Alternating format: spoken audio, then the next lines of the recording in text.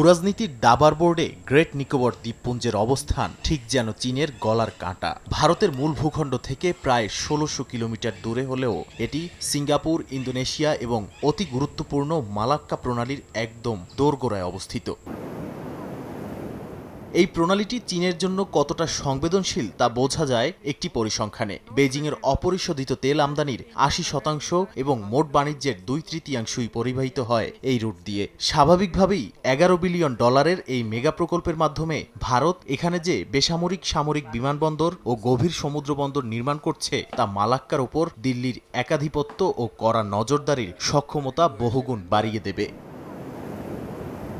বিশ্লেষকদের মতে হরমুজ প্রণালী ব্যবহার করে ইরান যেভাবে বিশ্ব রাজনীতির ছড়ি ঘোরায়, ভারতও গ্রেট নিকোবরকে ব্যবহার করে ভারত মহাসাগরে ঠিক একই রকম চোক পয়েন্ট সুবিধা পাওয়ার স্বপ্ন দেখছে।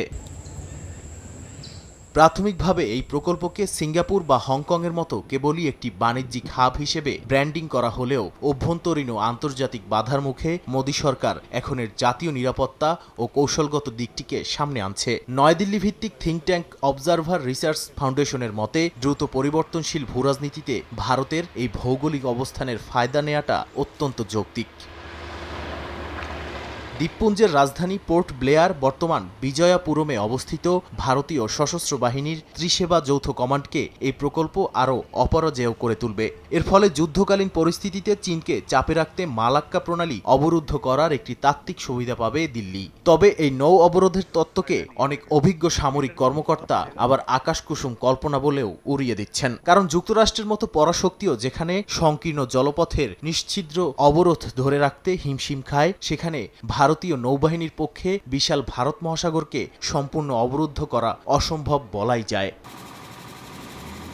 কৌশলগত এই উচ্চাকাঙ্ক্ষার উল্টোপিঠেই লুকিয়ে আছে এক ভয়াবহ মানবিক ও পরিবেশগত বিপর্যয়, যাকে বিরোধীরা বলছেন উন্নয়নের নামে ধ্বংসলীলা। এই মেগা প্রকল্পের জন্য দ্বীপের প্রায় ১৬% ভূমি ব্যবহৃত হবে, যার সিংহভাগই আবার আদিম যাযাবর উপজাতি সম্পেন ও স্থানীয় নিকোবরী সম্প্রদায়ের সংরক্ষিত বনাঞ্চল। পরিবেশবিদ ও গণহত্যা বিশেষজ্ঞদের স্পষ্ট হুঁশিয়ারি, এই প্রকল্প প্রায় ১০ লাখ গাছ কেটে ফেলবে এবং আগামী ৩ দশকে এখানে ৩.৫ লাখ মানুষের কৃত্রিম বসতি তৈরি হবে, যা দ্বীপের আদি বাসিন্দাদের জন্য এক প্রকার মৃত্যুদণ্ড বা আন্তর্জাতিক অপরাধের সমতুল্য।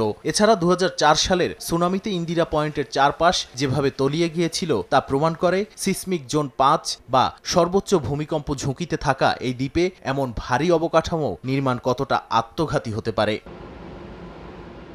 পরিবেশবাদীরা বলছেন, বাণিজ্যিক ফায়দা আর জাতীয় সুরক্ষার অদ্ভুত এক মারপ্যাঁচে আটকে গেছে গ্রেট নিকোবরের ভবিষ্যৎ। বেজিংকে রুখে দেওয়ার এই মহাপরিকল্পনা শেষ পর্যন্ত ভারতকে বিশ্বমঞ্চে কতটা সুবিধা দেবে তা সময়ই বলবে। তবে এর জন্য যে বিপুল প্রাকৃতিক ও উপজাতীয় ঐতিহ্যকে চিরতরে বিসর্জন দেওয়া হচ্ছে, তা আগামী দিনে ভারতের জন্য প্রতিরক্ষার চেয়ে বড় দায় হয়ে উঠবে কিনা সেটাই প্রশ্নবিদ্ধ।